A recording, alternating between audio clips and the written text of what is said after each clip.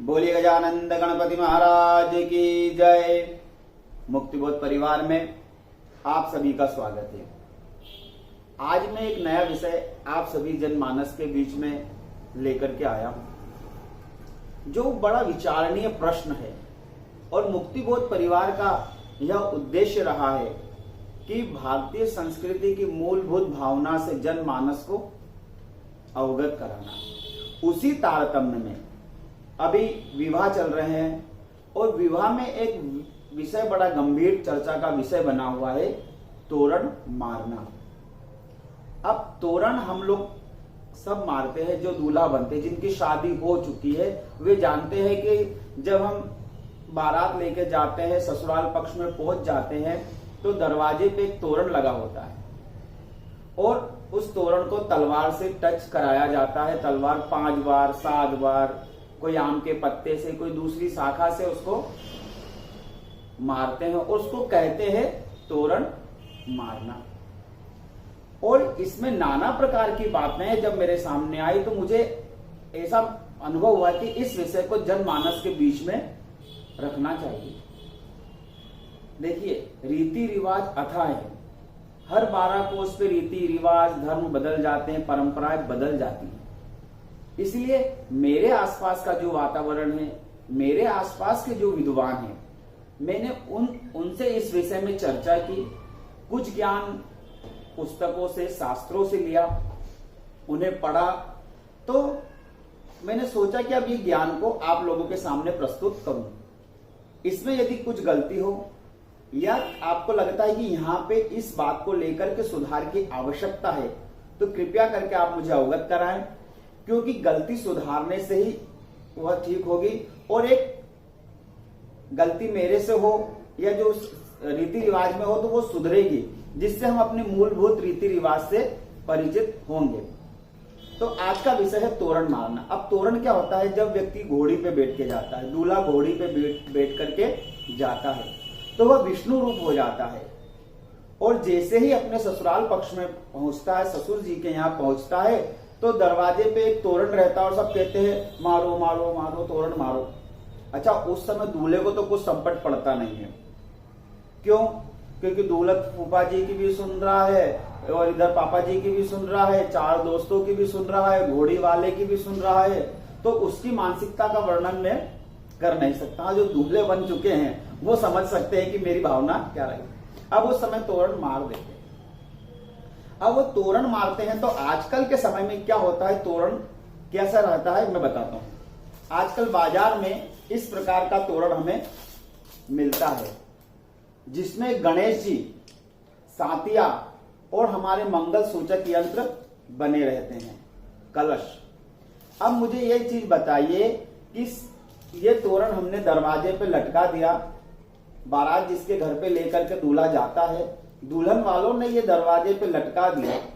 अब आप विचार करें कि तलवार के द्वारा जो कटार रहती है उसके द्वारा, जो कटार रहती है उसके द्वारा हम इसको 3 बार कैसे तारण करेंगे। ये कटार रहती है और दूल्हा क्या करता है, 1 2 3 5, क्षमा चाहता हूं मैं, ऐसे 5-7 बार करके के इसे तोरण को, हमारे शास्त्रों में लिखा है कि स्वस्तिक चिन्ह गणेश जी का स्वरूप होता है। इसे तलवार से, कटार से मारना तो दूर, हमारे शास्त्रों में अंगूठे को वज्र का रूप बताया गया है।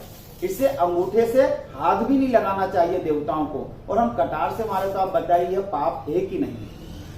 जब मैंने इस विषय पे गंभीरता से चर्चा करी अपने विद्वानों से, तो उन्होंने मुझे कुछ बातें बताई। अब वे लोकंत्या हैं, दंत कहानियां भी हो सकती हैं, जनमानस के बीच में प्रसारित हैं, तो मुझे लगता है कि वो मैं आपको पहले कथा सुनाऊं। तो देखिए, तोरण मारने का अर्थ होता है कि तोरण नाम का एक राक्षस था और वो क्या करता था, जब किसी की शादी होती थी तो वह दूल्हे के शरीर में जा करके विवाह रच लेता था और बाद में वो दुल्हन को परेशान करता था। तोते का रूप लेता था और दूल्हे के शरीर में। अब एक जो राजकुमार था वह उसको कुछ देवियां शक्तियां प्राप्त थी, तो वह समझ गया कि यह तोता जो तोरण नाम का राक्षस है मेरे अंदर प्रवेश कर रहा, तो उसने दरवाजे पर जैसे प्रवेश किया तो उस समय उस राजकुमार ने तलवार से उस तोरण नाम के राक्षस को, जो तोते के स्वरूप में था, उसको मार दिया। अब कुछ यहाँ चिड़ा चिड़ी भी कहते हैं, कुछ लोग कहते हैं कि भोलेनाथ ने भी मारा। अच्छा, शिव जी की जब बारात निकल रही थी, बारात तो शिव जी की निकली, राम जी की तो निकली नहीं, राम जी तो एडवांस में पहुंच गए थे। अब हमारे राम जी की बारात इतनी फेमस नहीं है जितनी शिव जी की बारात। तो शिव जी की बारात के विषय में जब चर्चा करी तो शिव जी की बारात में तोतों ने खूब परेशान करा। तो कहते हैं कि भोलेनाथ ने भी उनको वहां भगाया था। तो वो भी एक दंत कहानी रहती है। अब एक तीसरी कथा जो मैंने सुनी कि एक राजा था, एक रानी थी, उनकी एक राजकुमारी थी। अब वो जो राजकुमारी थी, उसकी माँ उसको कहती तू बड़ी हो जाएगी, मेरी चिड़िया जैसी बच्ची है, तुझे चिड़ा ले जाएगा। अब पेड़ पे एक चिड़ा सोचता कि मैं बड़ा हो जाऊंगा, ये बड़ी हो जाएगी तो मैं इसको ले जाऊंगा। समय बीतता गया, जब राजकुमारी बड़ी हुई तो उसका विवाह कहीं और निश्चित हुआ। तो वह चिड़ा राजा के पास शिकायत लेके गया कि रानी जी ने हमेशा बचपन से कहता है कि तू बड़ी हो जाएगी, तुझे चिड़ा ले जाएगा, मेरी चिड़िया जैसी बच्ची को, अब मैं इसे लेना आया। तब राजा ने कहा कि ऐसा नहीं हो सकता और सबने मना कर दिया। अब ये बात देवताओं तक भी पहुंची। अब ये तो हो ही नहीं सकता कि किसी चिड़े का विवाह राजकुमारी से हो जाए। अब सभा बैठी तो यह निश्चित हुआ कि भाई चिड़ा जो रहेगा वह द्वार पे रहेगा और उसके स्पर्श करके सब पूरे बारातियों को जाना पड़ेगा, गलती मानना पड़ेगी, क्योंकि ये रानी की गलती थी। तो उसी गलती को याद दिलाने के लिए चिड़ा चिड़ी टांग दी। अच्छा, ये दंत कहानियां कुछ विस्मृत करने वाली हैं, कुछ कहीं लिखी हुई नहीं है, लोगों के मुख से सुनी हुई है, तो अजीब भी लगती है। अब हम इस बात को माने या ना माने, पर आजकल जो ये तोरण मिल रहा है ये बिल्कुल गलत है।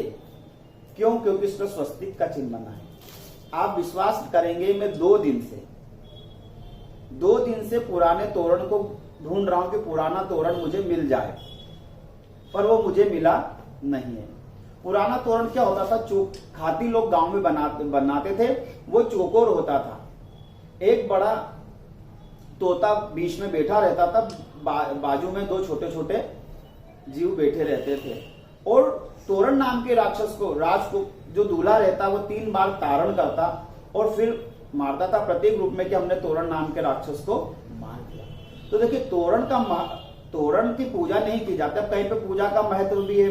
अब सबके रीति रिवाज, जात समाज, अब विवाह पद्धति जो होती है वो हर समाज की अपनी एक अलग होती है।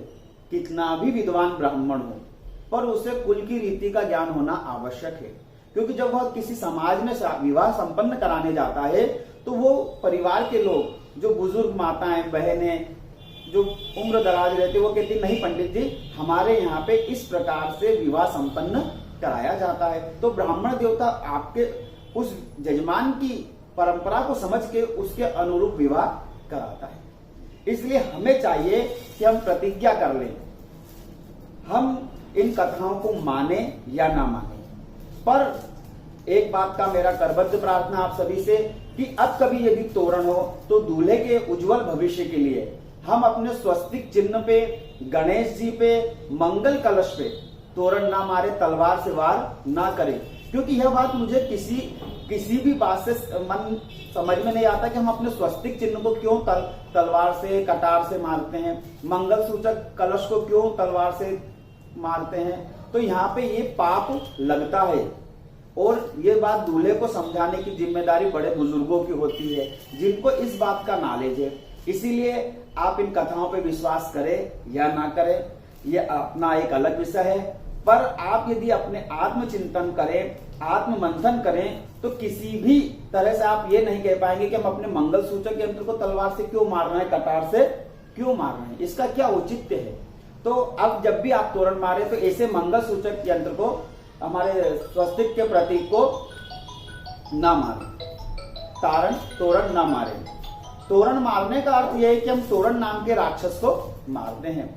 इसीलिए आप सभी से करबद्ध प्रार्थना, अब की बार जब तोरण बाजार में लेने जाएं तो चौकोर लकड़ी का खाना बना रहता है, चौकोर छोटे छोटे बॉक्स होते हैं, बीच में एक बड़ा तोता रहता है, उसको 3 बार स्पर्श करके तोरण मारा जाता है। तो आप सभी से निवेदन है कि जो भी यह वीडियो देख रहे हैं, जिनको मेरी बात समझ में आई है, वो अब से जो गलत प्रथा चल गई है इसे बंद करें। देखिए, कुछ प्रथाएं हमने अपने अंदर प्रारंभ शादी विवाह में करा दिए। एक होता है प्री वेडिंग बोलते हैं, शादी के पहले जो नए बच्चे रहते हैं वो फोटो खिंचाते हैं। अब ये नई प्रथा आ गई है, इसका विरोध नहीं है। अब कुछ दूल्हा दुल्हन आजकल स्टेज पे खड़े होने लगे हैं, तो वो भी कोई विरोध नहीं है। अब उसके बाद हम यदि मुंह दिखाई की रस्म करें तो ये बड़ा अजीब लगता है। पर ये सब चीजें तो लोकाचार में इतनी हो गई है, सबने इतनी अपना ली कि इनको बंद करना नामुमकिन है। पर मेरा उद्देश्य ये है कि हम पूजा पाठ से संबंधित जो चीजें हैं, जो हमारा विधि विधान है, हम उसको नियमित रूप से करें, जिससे दूल्हा दुल्हन का उज्जवल भविष्य उज्जवल हो, उन्हें किसी प्रकार का पाप ना लगे। तो जब कभी अब यदि विवाह संपन्न होते कहीं आप देखें तो इस प्रकार का तोरण हो तो उससे कहे कि इसे स्पर्श ना करें, तलवार से कटार से इसकी पूजा करें। और यदि ऐसा तोरण तोते का ना मिले तो प्लास्टिक के तोते भी ये साथ में देते हैं, जो किसी काम के नहीं रहते, छोटे से तोते देते हैं। मैं लेके आया हूं बाजार से समझाने के लिए। इस प्रकार के इनको आप प्रत्येक रूप में 3 बार मार सकते हैं कटार से, पर स्वस्तिक के चिन्ह को तलवार से स्पर्श ना करें, इससे पाप लगता है, दोष लगता है। यदि आपको वीडियो पसंद आया हो तो कृपया करके लाइक कमेंट शेयर अवश्य करें, हमारे चैनल को सब्सक्राइब अवश्य करें, और आपकी जो भी जिज्ञासा हो कृपया व्हाट्सएप ग्रुप के माध्यम से मुझे अवगत कराएं। और मैं इसी प्रकार के वीडियो बनाता हूं, और इसमें कहीं यदि आपको लगता है कि संशोधन किया जाना चाहिए तो कृपया मुझे अवगत कराएं। बोले गजानंद गणपति महाराज की जय।